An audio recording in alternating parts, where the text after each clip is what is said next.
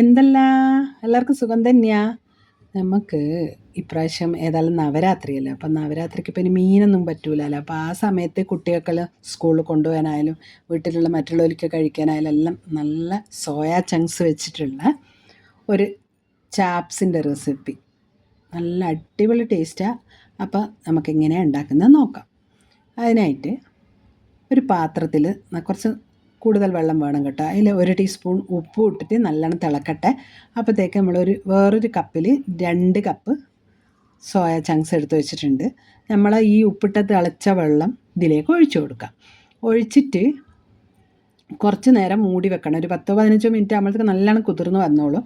വെറുതെ അങ്ങ് വെച്ചിട്ട് പോകരുത്. പോയിട്ട് ഒരു 2 മിനിറ്റ് കഴിയുമ്പോൾ പിന്നെയും ഒന്ന് മൂടി തുറന്നിട്ട് ഒന്ന് ഇളക്കിയിട്ട് പിന്നെയും മൂടി വെക്കുക. അങ്ങനെ ചെയ്യണം. എന്നാൽ മാത്രമേ, ഇല്ലെങ്കിൽ മേലെ ഉള്ളത് അങ്ങനെ പൊങ്ങി അങ്ങ് കിടക്കും. അപ്പോൾ എല്ലാം ഒന്ന് കുതിർന്ന് വരണ്ടേ, അതിന് വേണ്ടിയിട്ട് അത് നല്ലോണം കുതിർന്ന് വന്നതിന് ശേഷം നല്ലോണം മുറുക്കെ പിഴിഞ്ഞിട്ട് അതിലുള്ള ഉപ്പിൻ്റെ വെള്ളം എല്ലാം മാറ്റിയിട്ട് വേണം നമ്മൾ മസാലയിലിടുക.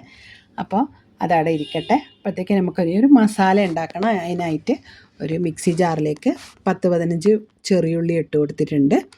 പിന്നെ കുറച്ച് ഒരു 6 വെളുത്തുള്ളിയും, പിന്നെ കുറച്ച് മല്ലിയില ഇല്ലെങ്കിൽ പുതിന ഇഷ്ടപ്പെടുന്നവർക്കാണെങ്കിൽ പുതിന എടുക്കുക. ഇത് രണ്ടും ഇല്ലെങ്കിലും കറിവേപ്പില മാത്രമായാലും മതി. കുറച്ച് കറിവേപ്പില കൂടുതൽ എടുത്തോളൂ, നല്ല ടേസ്റ്റ് ആയിരിക്കും. പിന്നെ ഒരു തക്കാളി, ഞാൻ വലുതായത് കൊണ്ടാണ് 1 എടുത്തത്. ചെറുതാണെങ്കിൽ നിങ്ങൾ 2 തക്കാളി എടുത്തോളി. അത് നല്ല ഫൈനായിട്ട് അരച്ചെടുത്ത് വെച്ചിട്ടുണ്ട്. ഇനി അതൊരു ഭാഗത്തിരിക്കട്ടെ. നമുക്ക് കടായി അടുപ്പിൽ വെക്കാം. കടായി നല്ലോണം അടികട്ടിയുള്ള പാത്രം എടുക്കാൻ നോക്കിക്കോളി. ചൂടായി വരുമ്പോൾ 2 ടേബിൾ സ്പൂൺ വെളിച്ചെണ്ണ ഒഴിച്ചു കൊടുത്തിട്ട് ചൂടാവുമ്പോൾ അതിലേക്ക് ഒരു 1/2 ടീസ്പൂൺ ജീരകം ഇട്ട് കൊടുത്തിട്ടുണ്ട്. ജീരകം പൊട്ടി വരുമ്പോൾ 1/2 ടീസ്പൂൺ കുരുമുളക് മുഴുവനാന്നേ, പൊടിയൊന്നുമല്ല, മുഴുവനോടെ അങ്ങനെ ഇട്ട് കൊടുത്തിട്ട് അതിലൊന്ന് പൊട്ടണം. ആ പൊട്ടുമ്പോൾ അതിനൊരു പ്രത്യേക മണമായിരിക്കും.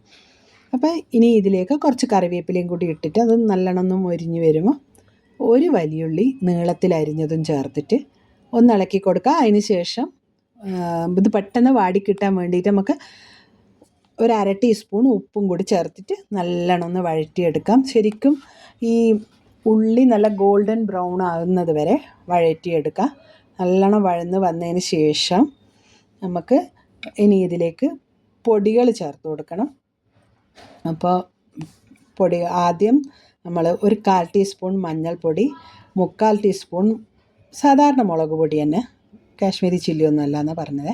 പിന്നെ മല്ലിപ്പൊടി 1 ടീസ്പൂൺ, പിന്നെ കുരുമുളകിൻ്റെ പൊടി 1/2 ടീസ്പൂൺ, ഗരം മസാല 1/4 ടീസ്പൂൺ. ഇതെല്ലാം കൂടി ഈ സമയത്ത് ശ്രദ്ധിക്കണം, സിമ്മിലേ ഇടാവൂ. കാരണം പൊടികൾ പെട്ടെന്ന് കരിഞ്ഞു പോകും. കരിഞ്ഞു പോകാണ്ടിരിക്കാൻ നല്ലോണം അതിൻ്റെ ഒരു പച്ചമണം പോകുന്നവരെ നല്ലോണം ഒന്ന് വഴറ്റിയെടുക്കുക. അതിന് ശേഷം നമ്മൾ അരച്ച് വെച്ച ആ മസാല ഉണ്ടല്ലോ, അതങ്ങ് ഇതിലിട്ട് കൊടുക്കുക. എന്നിട്ട് മിക്സി ജാർ ഒന്ന് കഴുകിയിട്ട് കുറച്ച് വെള്ളം ഒഴിച്ചു കൊടുക്കുക.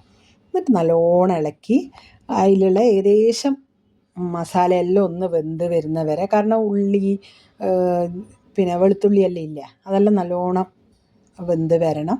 അതിന് കുറച്ച് വെള്ളം, ഒരു 1/4 ഭാഗം വെള്ളം വറ്റി വരുന്ന സമയത്ത് നമ്മൾ കണ്ടോ എണ്ണ തെളിഞ്ഞ് വരുന്നുണ്ട്. ഈ സമയത്ത് നമ്മൾ പിഴിഞ്ഞെടുത്ത് വെച്ച സോയ ചങ്ക്സ് ചേർത്ത് കൊടുക്കാം. അപ്പോൾ ആ ബാക്കിയുള്ള വെള്ളം ഉണ്ടല്ലോ ഈ മസാലയിലുള്ള, അത് ഇനി ഈ സോയ ചങ്ക്സിലങ്ങ് പിടിച്ചോളും. അപ്പോൾ നല്ലൊരു ടേസ്റ്റ് ആയിരിക്കും. അപ്പോൾ അത് നല്ലോണം കൈവെക്കാണ്ട് ഇളക്കി കൊടുത്തുകൊണ്ടേ ഇരിക്കണേ. ലോ ഫ്ലെയിമിൽ തന്നെ ഇട്ടാൽ മതി. ഈ സമയത്ത് നല്ലോണം മസാല ഈ ചങ്ക്സിൻ്റെ എല്ലാ ഭാഗത്തും ആയിക്കഴിഞ്ഞതിന് ശേഷം നമുക്കിനി ഇതിലേക്ക് ചേർത്ത് കൊടുക്കേണ്ടത് 2 ടേബിൾ സ്പൂൺ തൈരാണ്. കുറച്ച് പുളിപ്പുള്ള തൈര് തന്നെ എടുത്തോളി, അത് കുറച്ച് നന്നായിട്ടുണ്ടാവും. കുറച്ച് പുളിപ്പുള്ള തൈരും കൂടി ഒഴിച്ചു കൊടുത്തിട്ട് നമുക്ക് നല്ലോണം ഇളക്കി ഈ തൈരിൻ്റെ ഒരു പുളിപ്പുണ്ടല്ലോ, അതും എല്ലാ ഭാഗത്തും ആകുന്നവരെ നല്ലോണം ഇളക്കി കൊടുക്കാം. നല്ലോണം ഇളക്കിക്കൊണ്ടേയിരിക്കുമ്പോൾ ലോ ഫ്ലെയിമിലാണേ. ഇനി കുറച്ച് മീഡിയം ഫ്ലെയിമിലൊന്നും ഇട്ടാൽ പ്രശ്നമില്ല, കൈവെക്കാണ്ട് ഇളക്കുന്നുണ്ടല്ലോ.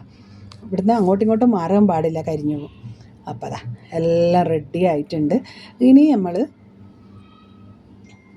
ഇതിൽ ചേർത്ത് കൊടുക്കുന്ന മല്ലിയില, സ്റ്റൗ ഓഫ് ചെയ്തതിന് ശേഷം കുറച്ച് മല്ലിയില നല്ലോണം ഇട്ട് നല്ലോണം ഒന്ന് ഇളക്കി കൊടുത്ത് മൂടി വെക്കുക. അതുകൊണ്ടാണ് പറഞ്ഞത്, അടി കട്ടിയുള്ളൊരു പാത്രത്തിലാകുമ്പോൾ നന്നായിട്ടുണ്ടാവും. ഒരു 2-3 മിനിറ്റ് അടക്കട്ടെ.